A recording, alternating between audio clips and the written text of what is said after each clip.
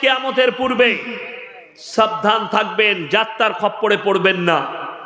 এই বাংলাদেশে এরকম দল বেরিয়েছে, আপনাদেরকে অনুরোধ করছি বেঈমানের খপ্পরে পড়বেন না। নিজেদিকে মুমিন হন, কোরআন হাদিস সহি আকীদার উপরে চলুন, আল্লাহকে ভয় করুন। পৃথিবীর জীবনে আল্লাহর কাছে যতগুলো পাপ আছে সব থেকে নিকৃষ্ট পাপের নাম হচ্ছে শিরকের পাপ। আমি আমার আব্বাজির সঙ্গে একবার লখনৌ গিয়েছিলাম জলসায়, আব্বাজির দাওয়াত ছিল অনেক দিন আগে। তো নাদওয়াতুল উলামায় একজন বড় আলেম ছিলেন মোল্লা রাবে হোসনি সাহেব, ইন্তেকাল করেছেন। মুলাকাত করতে গেলাম, তেনার অফিসে আম দিল, দশেরি আম খেলাম। কি আমি বললাম হজরত কুछ नसीहत कर दीजिए। কি উপদেশ দিলেন জানেন? बंगाल और बिहार और झारखंड के ज्यादातर लोग शिरक और बिदात में डूबी हुई है, इनको बचाओ। ज्यादातर लोग शिरक और बिदात में डूबी हुई है। আপনি দেখুন তাকিয়ে, আপনি ঝাড়খণ্ডের গায়ে আছেন, ঝাড়খণ্ডে ঢুকলে বুঝতে পারবেন। সেদিন আমাকে কিষানগঞ্জের গায়ে জলসার দাওয়াত দিয়েছিল, আমি অনেক খোঁজ খবর নিয়ে গেছি। কেন? কিছু মাল রেডি আছে, একে পেলেই মারবো। হ্যাঁ, রেডি আছে। আর ভাইজান ফোন করেছে, আমি বুঝে নিয়েছি অসুবিধা নাই এখানে গেলে, তা না হলে খুব ভেবে চিনতে যেতে হচ্ছে, কষ্ট লাগে, দুঃখ লাগে। কেন? শিরকের উপরে কথা বলা, বেদাতের উপরে কথা বলা, কষ্ট এইটাই। আজ কি বুঝলেন, আমি শুয়ে আছি, জুম্মার নামাজ পড়ে খানা খেয়ে, আমার স্ত্রীর ফোনে একজন ফোন করেছে, আমার স্ত্রীর বান্ধবী। সে জিজ্ঞেস করছে যে আমার শরীর খারাপ হয়েছে, আবার শরীর খারাপ ভালো হয়ে গেছে, সেই দিনই বলছে গোসলটা কেমন করব। আমরা ফরজ গোসল করবে, বলছে 3টে গোসল একসঙ্গে করলে অনেক মেয়েরা বলছে 3 বার উজু করতে হবে, 3 বার ফরজ গোসল করতে হবে, তো নিমোনিয়া হবে, তো নিমোনিয়া হবে। কে বলেছে? হাদিস হচ্ছে খালার আর ফুপুর। ওই বললাম কালকে 1400 একর জমির ওপরে, জায়গার ওপরে বড় পীরের আশেপাশে যত কবর আছে তাদের সব কবরে আযাব হবে না। ফতোয়া দিচ্ছে কে? না মৌলবি। শুধু এরকম ফতোয়া নয়, ইমানদারির সঙ্গে বলুন। আজকে আমরা মৌলবিরা বক্তব্য দিচ্ছি, তাতে সে দেওবন্দি হোক, বেরেলি হোক, আহলে হাদিস হোক, ফুরপুরা হোক, আর হড়হড়ে হোক, আর তালতালা হোক, আর খেজুরতলা হোক, মৌলবি বায়ান দিচ্ছে বাবাজিরা শিরিক জীবনে করো না, শিরিক করলে জাহান্নামে চলে যাবে। পূজার উৎসবে যেও না বাবা, ঠাকুরের উৎসবে গেলে গুনাহ হবে, শিরকের গুনাহ হবে। আশ্চর্য লাগে, একটা অমুসলিম ভাই মাটির পুতুল তৈরি করে সেখানে উপাসনা করছে, এটা শিরক আপনার কাছে। আর আমি ঝাড়খণ্ডে, বিহারে, বাংলায়, মুর্শিদাবাদে, বর্তমানে বীরভূমে দেখিয়ে দেবো মুসলমান গাছের গুড়ায়, বেকা গাছের নিচে মাটির ঘোড়া রেখে চাঁদর টাঙিয়ে সিজদা করছে। ঠিক বললাম না ভুল বললাম? চলুন আমি দেখিয়ে দেবো। আজকে আমার মোবাইলে, আমার ফেসবুকে শেয়ার করা আছে, বেরেলভিদের যারা নিজেদিকে সুন্নি বলছে তাদের একটা মৌলবি খালি কি বলেছে জানেন? সব থেকে দুঃখের বিষয়, আপনি দেখলেন তাকিয়ে, আমাদের জলসায় আল্লাহর কৃপায় সভাপতি থাকেন ভালো আলেম, আমাদের সভাপতি থাকেন ভালো আলেম, আমাদের জলসায় শিক্ষিত লোক যারা হাদিস কুরআন শুনবে তারাই থাকে, ঠিক কিনা? গাঁজাগড়ি গল্প আমাদের জলসায় চলেন। তারা, সে নিজের মুখে বলেছে, अरे अहले हदीस इन लोग का जलसे में डॉक्टर जाते हैं, मास्टर जाते हैं, और जितने हक सुनने वाले ये जाते हैं, और बरेलवी के जलसे में अनपढ़ गंवार लोग आते हैं। আমি 1 সপ্তাহ আগে বয়ান করেছি, তাদের গায়ে লেগেছে, আমার বয়ান তুলে ধরেছে। আল্লাহর কৃপা যে সেই বক্তা হক বলতে গেছে, তাকে স্টেজেই অ্যাটাক করেছে, বেরেলিরাই অ্যাটাক করেছে বেরেলিদের বক্তাকে। আমার মোবাইলে রাখা আছে লোড করে। কেন? সে আমি বলেছি এখানে হাজি সাহেব কে কে আছেন হাত তুলেন, উমরা করতে গেছেন, হজ করতে গেছেন, স্টেজে কেউ আছেন? হাজি সাহেব কই? আপনি গেছেন? মাশাআল্লাহ। মক্কা থেকে মদিনা আমার আব্বাজি শোনাচ্ছিলেন 470 কিলোমিটার রাস্তা, তাই না? একটাও মাজার নাই। আর আমার বাড়ি থেকে ধুলিয়ান 210-15 হবে, 210-15 হাজার বেশি মাজার আছে রাস্তায়। ঠিক বললাম না ভুল বললাম? আচ্ছা, কেন অবাক লাগে, নবীজি সাল্লাল্লাহু আলাইহি সাল্লামের সাহাবীরা জান্নাতুল বাকিতে আছেন না নেই? একজনেরও মাজার নাই। এখন আমি একটা কথা বলি, আমি ইয়াসিন বেঁচে আছি না নেই? বেঁচে আছি। ইমাম সাহেব যদি বলে ভাই আমাকে 100 টাকা দেন, বার করে দিতে পারবো না পকেট থেকে? এখন আমি মারা গেছি, দিতে পারবো? কথা বলে না। আমি মারা গেছি, আমি আর টাকা দিতে পারবো? ক্ষমতা শেষ। ওই বেরেলি একটা মানুষকে, মূর্খকে জিজ্ঞেস করুন যে মানুষ মারা গেছে, সে যদি কিছু না দিতে পারে তাইলে ইয়াসিনের কবরে গিয়ে কি করে ভালো মন্দ চাইছিস, ছেলে চাইছিস? আমি অবাক হয়ে যাই।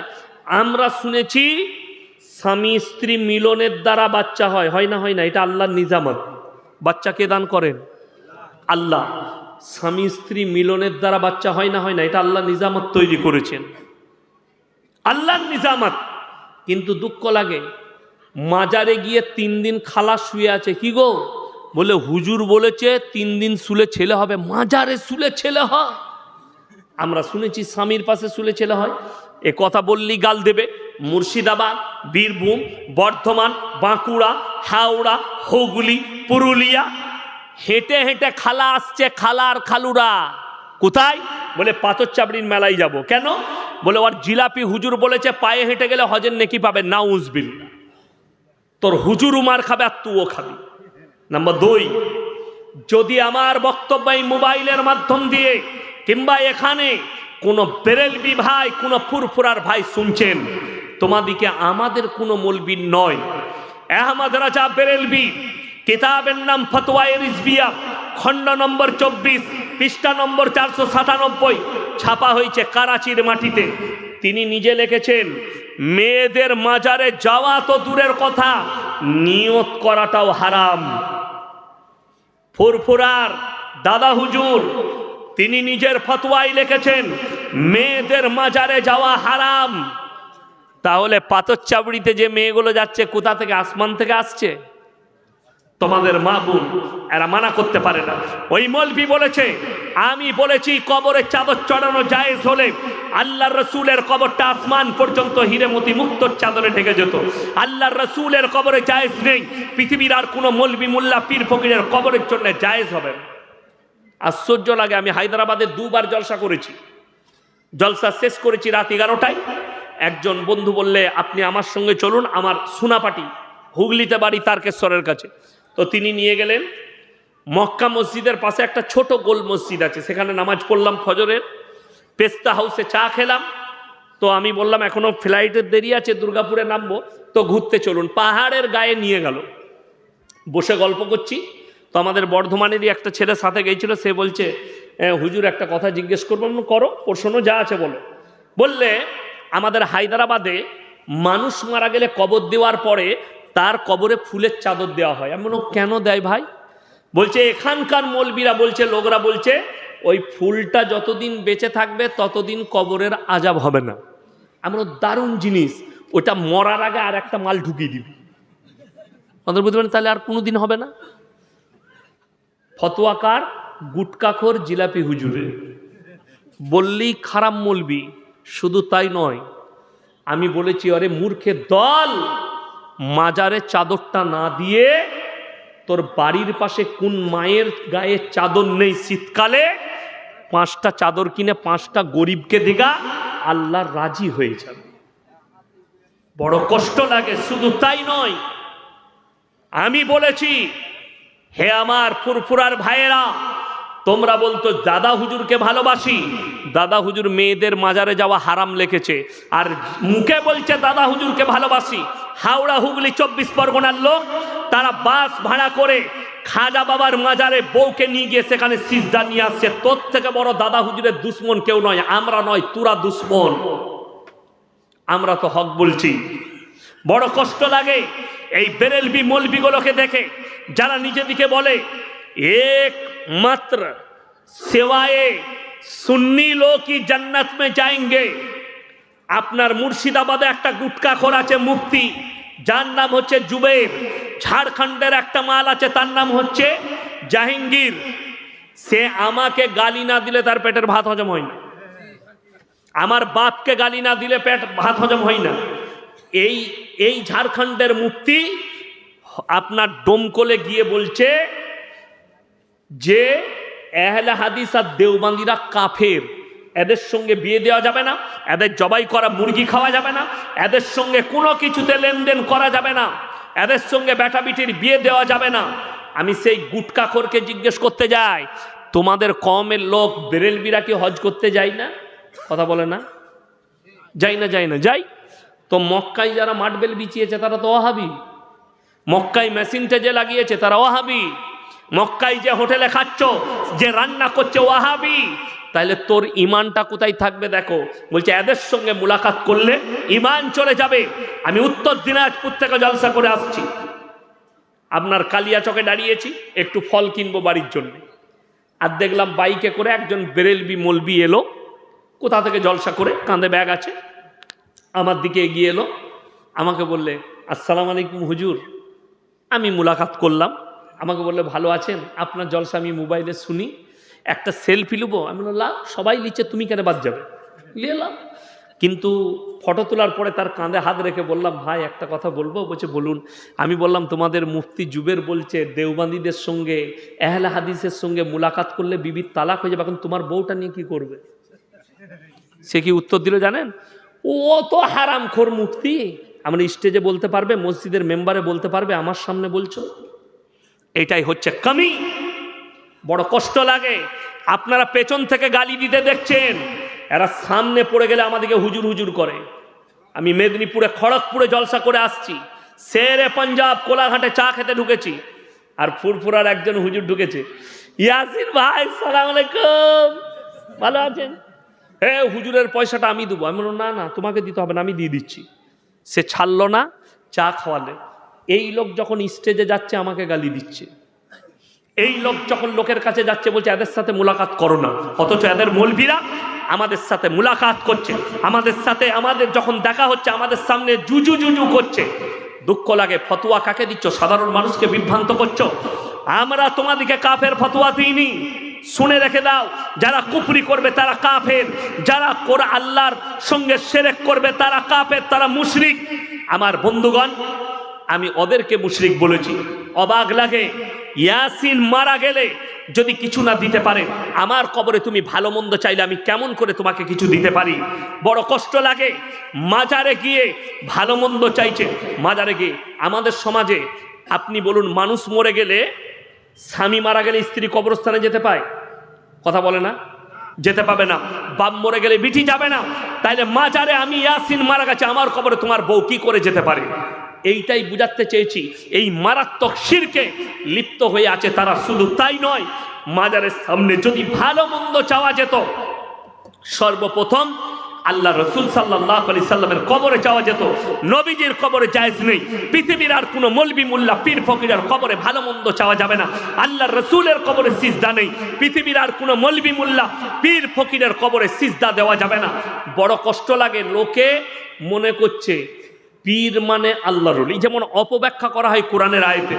কোরআনে আছে ইন্না আউলিয়া আল্লাহি লা খাউফুন আলাইহিম ওয়া লা হুম ইয়াহজানুন। এই আউলিয়া মানে এরা বলছে পীর, পীর ওলি। আমার কাছে তফসির শুনে যান। আউলিয়া শব্দের অর্থ হচ্ছে আল্লাহর বন্ধু। সেটা আমিও হতে পারি, আপনিও হতে পারেন, সাধারণ লোক। আমলের দ্বারা যারা আল্লাহর বন্ধু হবে তাদের দুনিয়া এবং পরকাল কোনো জায়গায় কোনো রকমের ভয় নেই। আপনি আল্লাহর বন্ধু হন নামাজের দ্বারা, আমলের দ্বারা। আল্লাহর কাছে যতগুলো পাপ আছে, নিকৃষ্ট পাপ হচ্ছে শিরকের পাপ। কেউ যদি শিরক করে মারা যায়, ইস্তেগফার না করে, তুমি জেনে গেছো এটা শিরক, আপনি ইস্তেগফার করলেন, আর আপনি যদি মারা যান, আল্লাহ ইচ্ছা করলে সব গুনাহ ক্ষমা করবেন। এটা আল্লাহর হক, আল্লাহ ক্ষমা করবেন। কিন্তু কেউ যদি জেনে বুঝে শিরক করে মারা যায়, সেই পাপ আমার আল্লাহর জীবনে ক্ষমা করবেন না, সেই ব্যক্তি জাহান্নামে যাবে। আমরা সবাই নিজেদিকে শিরক থেকে বাঁচাবো, জোরে বলুন ইনশাআল্লাহ। আমার বন্ধুগণ, মারাত্মক আর একটা পাপ, সেটা হচ্ছে ওয়ালা তাকরাবুজ জিনা ইন্নাহু কানা ফাহিশা ওয়া সা সাবিলা। ব্যভিচার করা তো দূরের কথা, যে রাস্তায় ব্যভিচার হয় সেই রাস্তার ধারে পাশে তোমরা যাতায়াত করো না। যে রাস্তায় ব্যভিচার হয় ধারে পাশে যাতায়াত করো না। আপনারা বলুন পর্দা ফরজ না ফরজ নয়? ফরজ। আপনি নিজের আত্মাকে জিজ্ঞেস করুন, মনকে জিজ্ঞেস করুন, আপনার পরিবারে কতটা পর্দা আনতে পেরেছেন, আপনার ফ্যামিলিকে কতটা পর্দা করতে পেরেছেন। বড় কষ্ট লাগে, আপনারা মোবাইলে দেখেছেন অনেকজন কমেন্ট করেছে ইয়াসিন সাহেবের এই ভাষা ইউজ করা উচিত হয়নি। আমি একটা জালসায় গেছি মুর্শিদাবাদের ডোমকলের কাছে, সেই জালসায় ঢুকে দেখছি মাজমায় একজন ভালো বক্তা বায়ান করছেন, 20টা লোক বসে আছে, 15 থেকে 20টা, আর মেলাতে 5000 ছেলে মেয়ে ঘুরে বেড়াচ্ছে। আমি আর মাথা ঠিক রাখতে পারিনি, এখানে আমি আর জলসা করব না, পালিয়ে যাব। বড় কষ্ট লাগে, দুঃখ লাগে। সেখানে ছেলে মেয়ে একসাথে ঘুরে বেড়াচ্ছে, যে মাটা বেপরতাভাবে ঘুরছে। আপনি মনে করছেন আমার মেয়ের বয়স 13 বছর, আমার মেয়ের বয়স 15 বছর, এই যদি বাজারে ঘুরে, এই যদি মেলায় ঘুরে, এতে কি আছে? সে তো বালিগ নয়। কে বললো বালিগ নয়? একটা মেয়ে 10 বছর বয়স হয়ে গেলে তার জন্য নামাজ ফরজ, পর্দা ফরজ।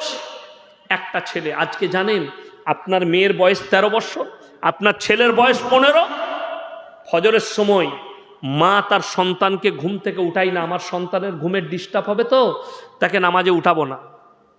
এর থেকে বড় দুশ্মন মা বাপ পৃথিবীতে আর কেউ নেই। সেই সন্তানের জন্য সব থেকে বড় দুশ্মন ওই মা বাপ, যারা ছেলের কষ্ট হবে বলে নামাজের জন্য উঠাই না। ছেলে নামাজ পড়তে যাবে, কষ্ট হবে বলে নামাজের তাকিদ দেয় না। আপনি ভেবে দেখুন, ছেলে একদিন স্কুল না গেলে মা মারে, মারে না? মারে না? বাপ বকে, টিউশন যায়নি, মা বলছে শোন তোর বাপ টাকা দিয়ে টিউশন পড়াচ্ছে, আর যাবি না মানে। কিন্তু দুঃখ লাগে, টিউশন যদি টাকা দিয়ে নাও পড়ে, ছেলেটা যদি মূর্খ হয়ে যায়, পড়ালেখা না হয়, খেতে পাবে না? পাবে না খেটে? কিন্তু ভেবে দেখুন তো, আপনার ছেলে যদি আপনার কারণে বেনামাজি হয়, চোখের সামনে জাহান্নামে যাবে, আপনি বরদাস্ত করতে পারবেন আগুনে গেলে? ভেবে দেখবেন। যদি মনে হয় আমার চোখের সামনে যদি আমার সন্তান জাহান্নামে যায়, তাইলে আমার সন্তানকে আমি কাল আজ ফজর থেকেই তুলব, নামাজটা পড়, নামাজটা পড়।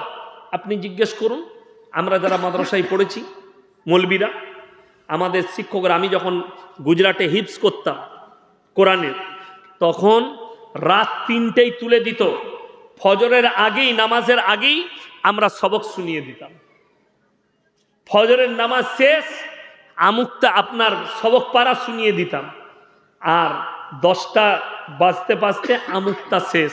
জোহরের পরে আবার পড়তে বসতাম, তখন সবক শোনাতাম, সবক পড়ে নিতাম। কেন? ফজরের সময় ঘুম থেকে উঠে ব্রেন খালি থাকে, সেই সময় যা পড়বে ব্রেনে ঢুকে যায়। আপনার সন্তানকে আপনি ভালো রাস্তা দেখান। সঙ্গ দোষে লোহা ভাসে, একটা মারাত্মক সমাজে কথা আছে। আপনার ছেলে কোন জায়গায় উঠা বসা করছে, এটাও বাম্মাকে খোঁজ রাখতে হবে। আমার ছেলে নামাজির কাছে বসছে, ইমাম সাহেবের সঙ্গে সম্পর্ক রেখেছে কিনা, নামাজে যাচ্ছে কিনা।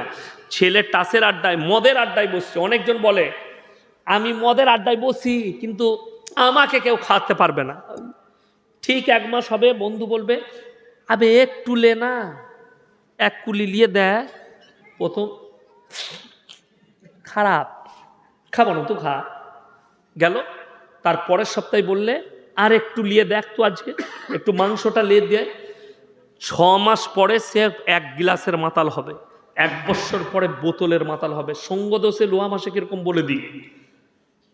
যদি এখনই আমার ড্রাইভারকে ডেকে নিয়ে আসেন না, আমাদের যতজন বসে আছি এদের থেকেও বড় শেখ মনে হবে।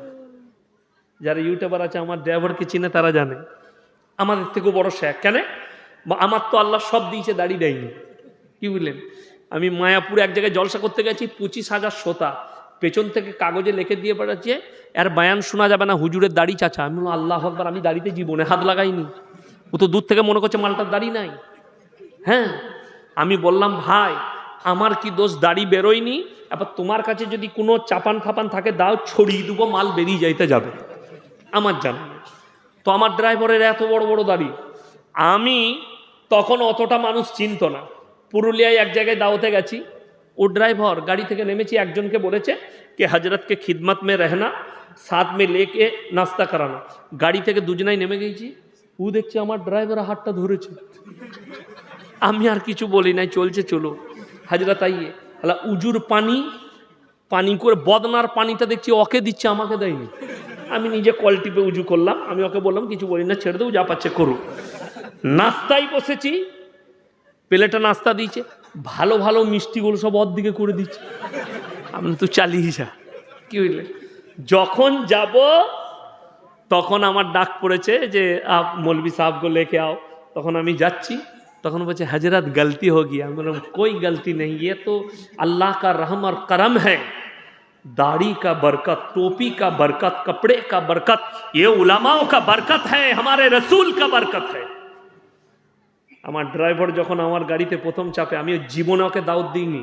ও শুধু হাতে সুতো ছিল, এক হাতে বালা ছিল, চুলের কাটিং আলাদা ছিল, জিন্সের প্যান্ট আর গেঞ্জি পরতো। আমি জীবনে ওকে, গুটকাও খেতো, আমি জীবনে দাওয়াত দিইনি যে কেন গুটকা খাচ্ছিস, কেন, তারপরের দিনই ছেড়ে নেমে যাবে। তো ওকে আমি বলতাম যে মাঝে মাঝে জলসাগুলো শুনবি। ও আমার থেকে বয়সে অনেক ছোট, আবার আমার একদম নিজের ক্লোজ আত্মীয়, ওকে আমি জীবনে বলিনি। তো হঠাৎ একদিন দেখছি পাঞ্জাবি আর লুঙ্গি পরে চলে এসছে, বলছে আমি প্যান্টগুলো সব ছেড়ে দিয়েছি, মৌলী সাহেব আর কিচ্ছু পরবো না, হাতে সুতো নাই, কিচ্ছু নাই, মাথায় টুপি লাগিয়ে চলে এসছে, এইভাবে জলসাই যাব। সঙ্গদোষে লোহা ভাসে। আপনার সন্তান এই ইমামের পাশে যখন উঠা বসা করবে, সেই ছেলেটা নামাজি হবে, দিনদার হবে। আর যদি মাতালদের পাশে টাসের আড্ডায় বসে, লটারির আড্ডায় বসে, সে জুয়োখোর হয়ে যাবে। সঙ্গদোষে লোহা ভাসে। আপনার সন্তান কোথায় বসছে ওটাও আপনাকে লক্ষ্য রাখতে হবে। আপনার সন্তান নামাজ কাজা করছে কিনা লক্ষ্য রাখতে হবে। সবাই লক্ষ্য রাখবেন, জোরে বলুন ইনশাআল্লাহ। মায়ের দিকে পর্দায় নিয়ে আসুন। ভেবে দেখুন না, 1 টাকার একটা চকলেট, 5 চকলেট একটা প্যাকেটের মধ্যে থাকে, কোনো দোকানদার সেটা ছিঁড়ে যদি প্লেটের মধ্যে রেখে বিক্রি করে, সেই চকলেট কেউ খরিদ করবে না। কেন? মাছি বসেছে, এতই ধুলো পড়েছে। আপনার কাছে 1 টাকা চকলেটের মূল্য আছে, আপনার বিবির ইজ্জতের মূল্য নেই, আপনার বোনের ইজ্জতের মূল্য নেই, আপনার বিটির ইজ্জতের মূল্য নেই। অথচ আল্লাহ কোরআনে বলেছে ওয়াদরিব খুমুরিহিন্না আলা জুনুবিহিন, হে নারী তোমরা পর্দা নির্ধারিত করো, তোমরা কোনোদিন ধর্ষিতা হবে না, তোমরা কোনোদিন লাঞ্ছিত হবে না। আমার বন্ধুগণ, আপনাদিকে অনুরোধ